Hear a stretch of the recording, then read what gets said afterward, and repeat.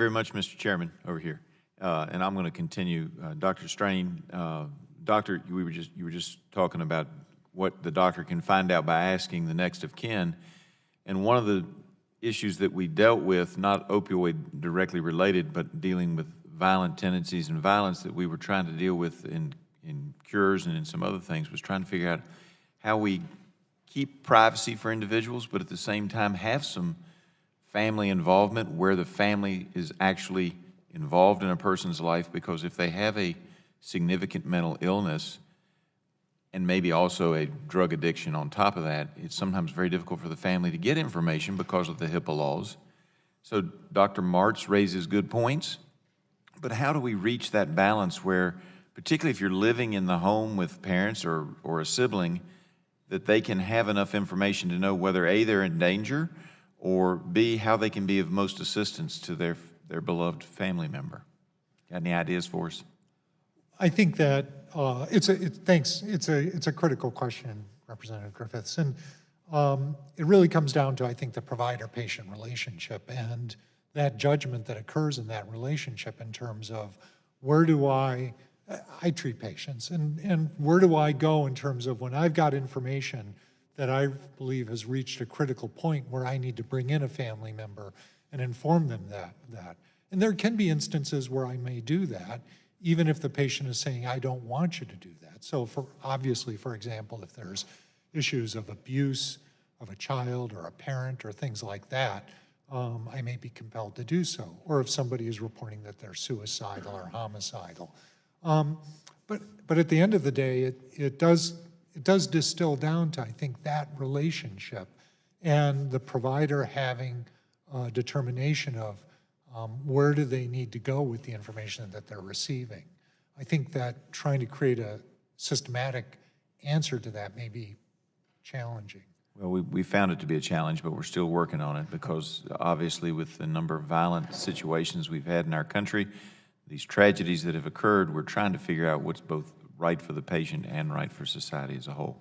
Switching gears and continuing to talk about the opioid tragedies that are afflicting us.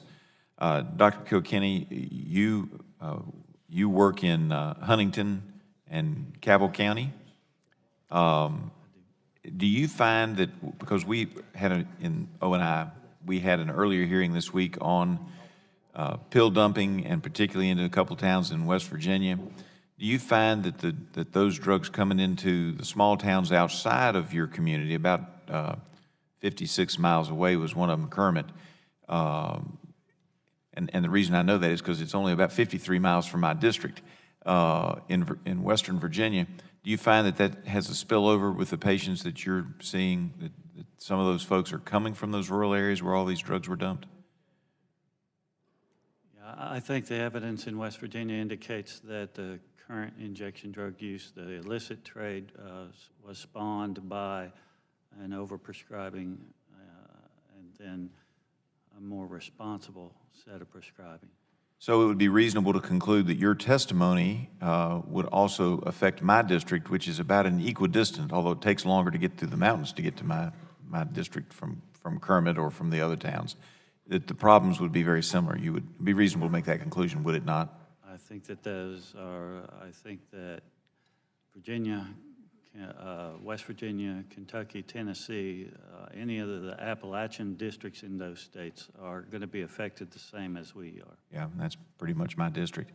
Mr. Bauer, thank you for being here as well, and thank you for saying some nice things about our draft legislation on PDMPs.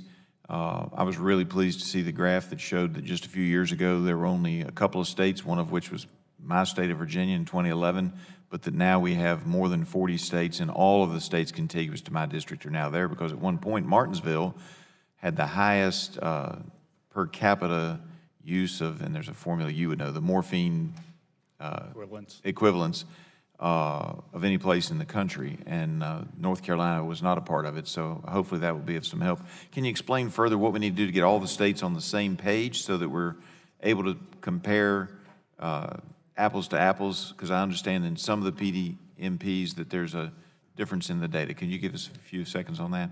Yes, I can. Thank you for that question.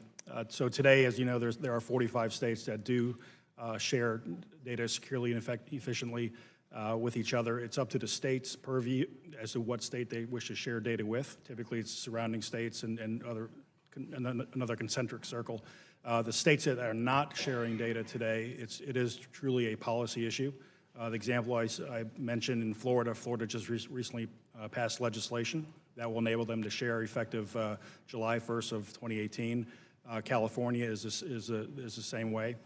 So these are strictly policy issues that are involved in not being able to share data right now. And I'm out of time, so I've got to yield back, but I would love to know if we can get everybody on the same page, and I appreciate it. Thank you. Gentleman yields back. Chair, thanks. Gentleman, Chair.